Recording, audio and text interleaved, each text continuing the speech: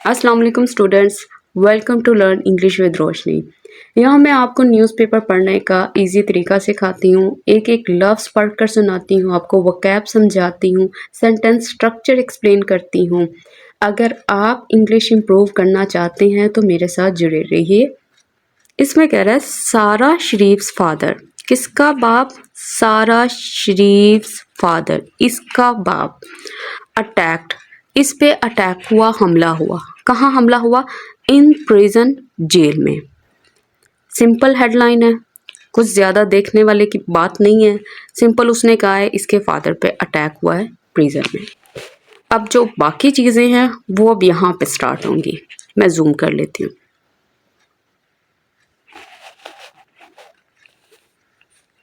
कह रहा है अरफान शरीफ, जो अरफान शरीफ है, कोमा, कौन है वो? कहता हु वॉज जेल्ड, जिसको जेल हुई थी। कब हुई थी? लास्ट मंथ, पिछले महीने। अच्छा, किस लिए हुई थी? फॉर लगा के बता रहा है, for the murder of his 10-year daughter सारा शरीफ, उसकी 10 साला बेटी सारा शरीफ के कत्ल के लिए। फिर कोमा, अब बता रहा है कि अरफान शरीफ के साथ क्या हुआ है। कहता हैज़ बीन अटैक्ड, उस पर हमला हुआ है। कहाँ हुआ है? इन बेलमार्श प्रिजन, इस जेल में। फिर कोमा, फिर कह रहा है sky news reported, sky news ने ऐसी रिपोर्ट दी है ऑन फ्राइडे, फ्राइडे के रोज़। अब ये सब्जेक्ट है और इसकी वर्ब पड़ी हुई है यहाँ पे। हैज़ बीन अटैक का मतलब क्या है? यहाँ पे इस्तेमाल हुआ है प्रेजेंट परफेक्ट का पैसिव स्ट्रक्चर। और ये जो चीज़ नज़र आ रही है ना, ये जो रिलेटिव प्रोनाउन से स्टार्ट हो रही है, ये रिलेटिव क्लॉज है जो कि एडजेक्टिव का काम कर रही है। ये हमें बता रही है अरफान शरीफ कौन है, ये उसकी डिटेल बता रही है। ठीक है, ये हो गई एडजेक्टिव क्लॉज और ये हो गई मेन क्लॉज, जिसका सब्जेक्ट ये है और वर्ब ये है। और ये यहाँ पे क्या है? वॉज जेल्ड, मतलब पैसिव स्ट्रक्चर बना हुआ है। कैसे पता चला? ये हम सबको पता है कि वॉज, वर, और उसके बाद यहाँ पे वर्ब की जो थर्ड फॉर्म लगी होती है ये पैसिव स्ट्रक्चर है, पैसिव मीनिंग देता है। इसके अलावा और तो कुछ देखने वाला नहीं है। अब आगे चलते हैं। ऑन December 17, कहता 17 दिसंबर को, अरफान एंड सारा स्टेप मदर, कहता अरफान और सारा की सुतेली माँ, वर्ड जेल्ड, उनको सजा हुई। कितने साल? कहता 440, 40 एंड 33 ईयर्स, 40 और 33 साल के लिए रिस्पेक्टिवली। ये रिस्पेक्टिवली क्या है ये मैं डिटेल से समझाती हूँ। अच्छा, क्यों इनको ये सज़ा हुई है? कहता फॉर हर मर्डर, उसके कत्ल के लिए। आफ्टर अ ट्रायल, कहता है एक सुनवाई के बाद। कौन सी सुनवाई? कहता है विच हर्ड, जिसने सुना, हेरोइंग डिटेल्स, ऐसी डिटेल्स जो दिल को हिला देने वाली थी। अच्छा, किसकी थी? ऑफ हर ट्रीटमेंट, उसके बर्ताव की, उसके सलूक की। अकॉर्डिंग टू डॉन.कॉम के मुताबिक। अब इसको देखो, यहाँ पे फिर पैसिव स्ट्रक्चर यूज हुआ है। वॉज वर्ड के बाद V3 यूज हुआ है, जो हमें ये बता रहा है कि इनके ऊपर कोई काम हुआ है, अरफान के ऊपर और सारा की स्टेप मदर के ऊपर। उसके बाद इसने यहाँ पे ट्रायल लिखा है। ट्रायल का मतलब क्या होता है? सुनवाई। ठीक है, अब ये जो विच है ना, विच रिलेटिव प्रोनाउन, ये किसके लिए है? ये ट्रायल के लिए आया है। और यहाँ पे ये जो काम कर रहा है ये एडजेक्टिव क्लॉज का काम कर रहा है कि जिसने सुना हेरोइंग डिटेल्स को, ऐसी डिटेल्स, हेरोइंग का मतलब क्या होता है? तकलीफ दे, दुख दे, जिसको सुनकर आपको तकलीफ हो। ठीक है, ये वो वाली डिटेल्स की बात कर रहा है। और ये जो हर आया है ना, हर किसके लिए आया है? ये सारा शरीफ के लिए आया है, वो जो छोटी बच्ची थी ना उसके लिए आया है। अच्छा, अब ये बताओ कि ये रिस्पेक्टिवली जो है ये किस लिए आया? इसको थोड़ा सा डिटेल से देख लेते हैं। रिस्पेक्टिवली, जो रिस्पेक्टिवली है ना, इसका इस्तेमाल किया जाता है ऑर्डर बताने के लिए। ठीक है, ऑर्डर बताने के लिए, जैसे अली एंड सारा got A and B grades respectively. देखो जब उसने दो नाम मेंशन कर दिए, दो या दो से ज़्यादा नाम मेंशन कर दिए, कोई लिस्ट मेंशन कर दी और उसके बाद फिर उसने कोई किसी और चीज़ की लिस्ट मेंशन की है, तो उसके बाद अगर वो रिस्पेक्टिवली लगाता है तो इसका मतलब है कि जो पहला है ना, जो पहली लिस्ट में जो पहला चीज़ मेंशन किया वो इस पहले के लिए है, ठीक है, ऐसे। और जो दूसरी चीज़ है ना, जो दूसरा नाम मेंशन किया या कोई चीज़ मेंशन किया, उसके लिए वो चीज़ है जो लिस्ट में दूसरे नंबर पर आ रही है। तो अब इस सेंटेंस से क्या पता चलता है? इससे पता चलता है अली को ए ग्रेड मिला था, सारा को क्या मिला था? B grade.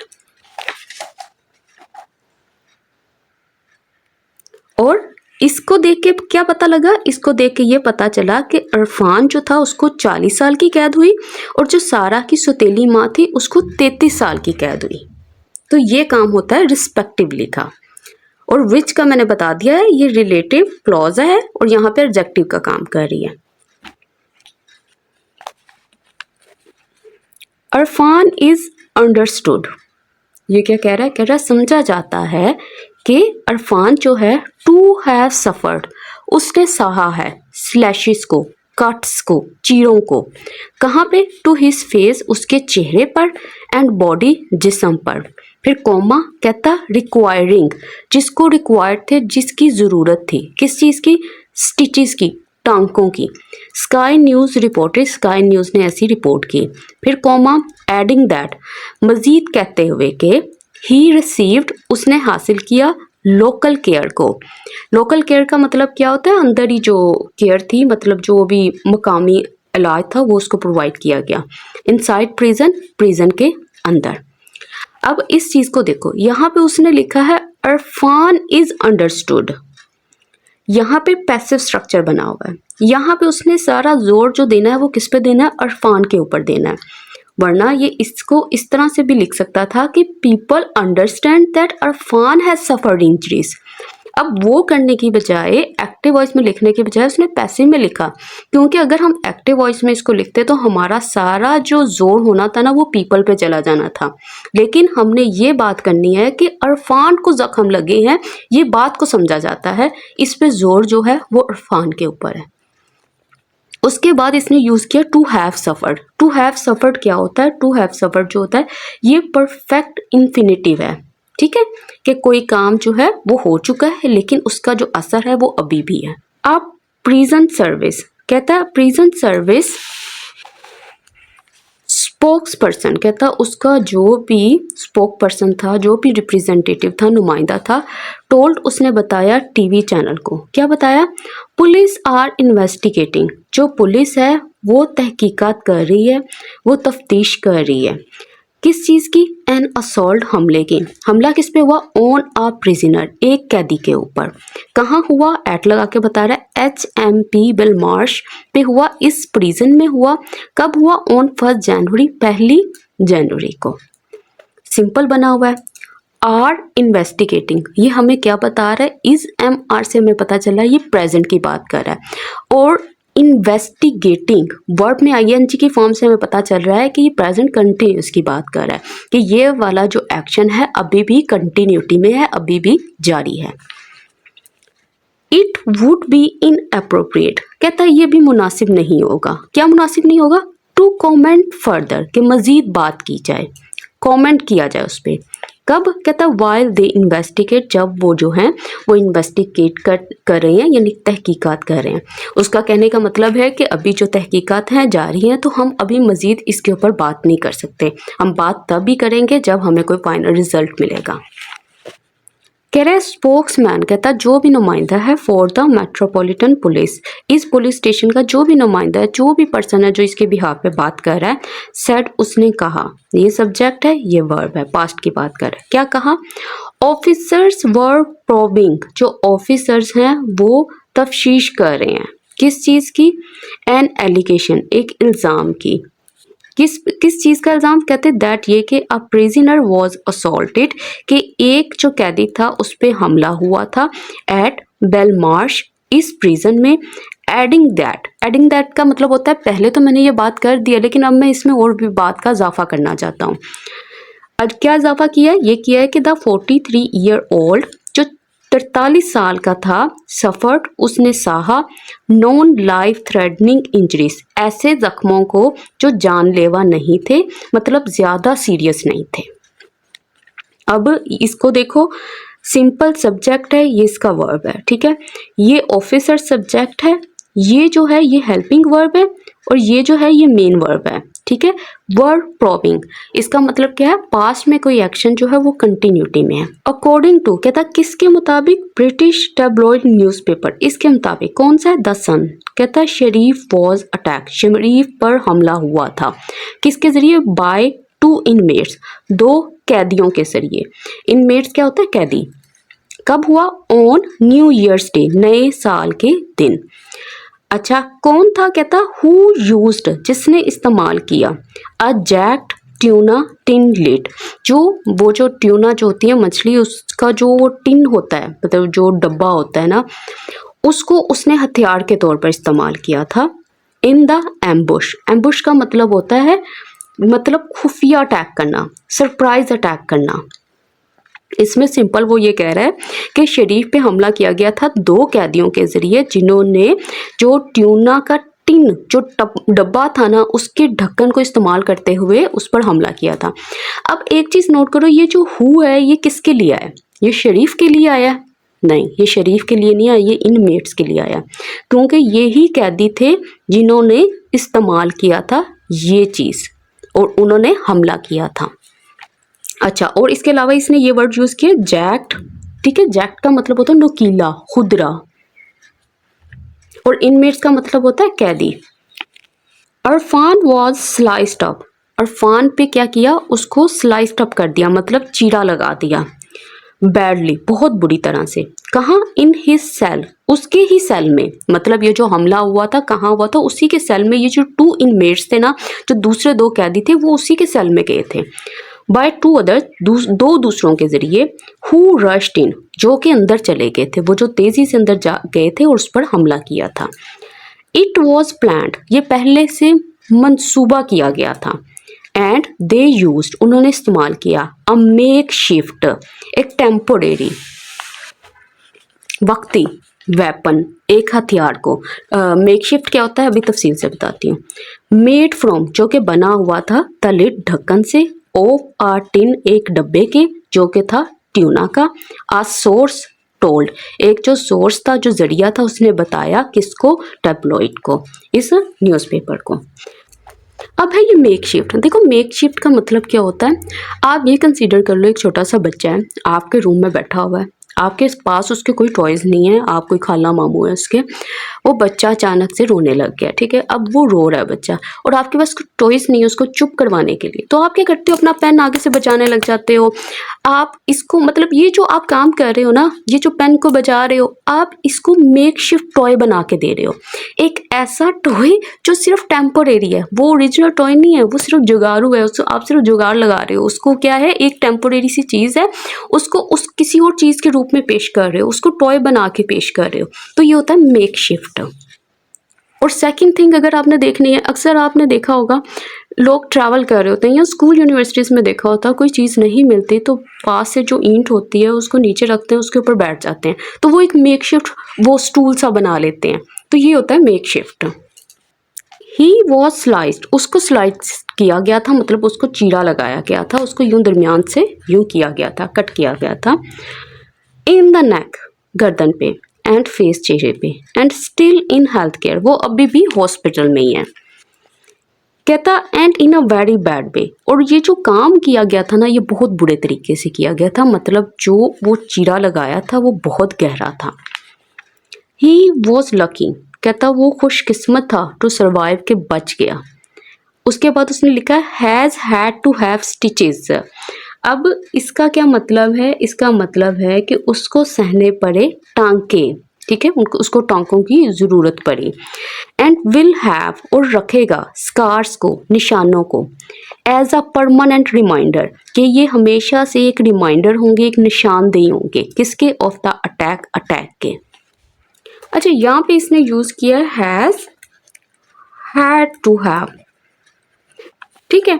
देखो ये हैज़ टू से बना है, हैव टू से बना है, और हैड टू से। इनका मतलब क्या होता है, ये किसी चीज़ की अर्जेंसी को बताते हैं, ज़रूरत को बताते हैं। वो ये बताते हैं कि ये काम आपको अभी हो जाना चाहिए। ये प्रेजेंट की बात करेगा या फ्यूचर की बात करेगा। और ये हैड टू जो है ये पास्ट की बात करेगा। लेकिन अब यहाँ पे इसने हैज़ का इस्तेमाल किया था, ठीक है, हैज़ का इस्तेमाल किया था और हैड टू का इस्तेमाल किया था। मैंने ये बताया कि ये हैड टू जो है ये पास्ट की किसी ज़रूरत को बता रहा है कि ये वाला काम जो है पास्ट में हो जाना चाहिए था। लेकिन जो कि यहाँ पे प्रेजेंट का भी स्ट्रक्चर यूज़ किया है इसने, प्रेजेंट परफेक्ट का, तो इसका मतलब है कि ये काम माजी में तो हो जाना चाहिए था, लेकिन वो चीज़ आज भी मैटर करती है। मतलब अगर कोई पर्सन है, उसकी बॉडी के ऊपर टांकों के निशान है, तो आप वो खड़े होकर उसको कह रहे हैं कि नहीं, उस वक्त उसको स्टिचेस लगाने मस्ट थे, ठीक है, वो स्टिचेस जो हैं उसके चेहरे पे या उसकी बॉडी पे आज भी मैटर कर रहे हैं। अब देखिए, ये वाला ना असल में जो कॉन्सेप्ट है ना, थोड़ा टाइम कंज्यूमिंग है, ये डिटेल से समझाना होगा, लेकिन अभी आप थोड़ा सा आइडिया ले लो कि ये वो कहना क्या चाह रहा है, ठीक है। जैसे जैसे न्यूज़पेपर में ये दोबारा आएगा, इसको फिर से एक्सप्लेन करेंगे और फिर आपको ज़्यादा अच्छे से समझ आएगी। तो अब यहाँ पे वो क्यों ये यूज़ किया इसने हैज़, वो कह रहा था उसको स्टिचेस लगवाने पड़ने ही थे, बट वो किस चीज़ की तरफ इशारा कर रहा है, वो कह रहा है कि वो जो निशान है, जो स्टिचेस हैं उसके ऊपर लगेंगे ना, वो हमेशा उसके लिए एक रिमाइंडर बन के रहेंगे, वो हमेशा उसको याद दिलाएंगे इस वाक़े की। द गार्ड्स, कहता है जो गार्ड्स थे, ट्राइड, उन्होंने कोशिश की, टू कीप हिम सेफ, कि उसे महफूज रखें, बिकॉज, कहता क्यों, ही ओब्वियसली, कहता ज़ाहरी तौर पर, had a target on his back, कहता शुरू से ही वो जो था निशाने पर था। क्यों, कहता after the case was such a big news, कहता ये जो केस था ये बहुत बड़ी खबर था। तो वो असल पे यही बात कह रहा है, कहता न्यूज़ जब इतनी बड़ी बन गई थी ना, तो वो ऑलरेडी टारगेट पे आ गया था, तो जिसकी वजह से ओब्वियसली कह रहा है कि ज़ाहिरी तौर पे जो है ऐसा होना ही था। समथिंग लाइक दिस, कहता कुछ ऐसा मतलब हमले की बात कर रहा है। Was always on the cards, on the cards क्या होता है मैं एक्सप्लेन करती हूँ अभी। कहता ये तो होना ही था। And an attack was probably only a matter of time, कहता ये जो अटैक है ये हमला सिर्फ वक्त की बात है कि अभी न्यूज़ ताज़ा है, इस वजह से ये निशाने पर है। सेट द सोर्स, सोर्स ने कहा। अच्छा, ऑन द कार्ड का मतलब क्या होता है, बी ऑन द कार्ड्स, इसका मतलब होता है to be likely to happen। इसका मतलब होता है वो चीज़ जो कि ऑन कार्ड्स है, मतलब वो चीज़ होनी ही होनी है। जैसे आप कह सकते हैं किसी की प्रमोशन है, वो ऑन द कार्ड्स है, मतलब वो जो प्रमोशन है उसकी वो होनी ही होनी है, मतलब उसके पूरे चांसेस हैं। ये होता है be on the card. Be का मतलब है यहाँ पे आप is, am, are, was, were कुछ भी यूज कर सकते हैं, ठीक है। अब वो कह रहे हैं सारा वॉज फाउंड, सारा मिली उनको, कैसे मिली, डेड, मुर्दा। कब, इन अगस्त 2023, 2023 में अगस्त में, एट हर होम, उसके घर, कहाँ है घर, इन वॉकिंग में, कहता अ टाउन जो कि साउथ वेस्ट ऑफ लंदन है, इस जगह पे है।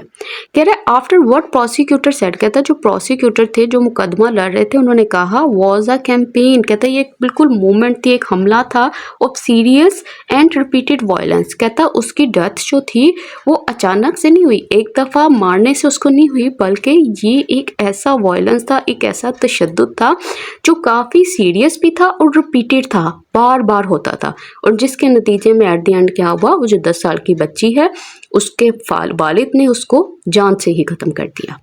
तो ये था आज का आर्टिकल। आई होप कि आपको इससे बहुत कुछ सीखने को मिला होगा। प्लीज़ इस वीडियो को लाइक कीजिएगा और इसको शेयर करें ताकि मुझे मोटिवेशन मिले और मैं आपके लिए ज़्यादा से ज़्यादा ऐसी वीडियोस लेकर आ सकूं। तो इसके साथ ही मुझे इजाज़त दें। अल्लाह हाफिज़।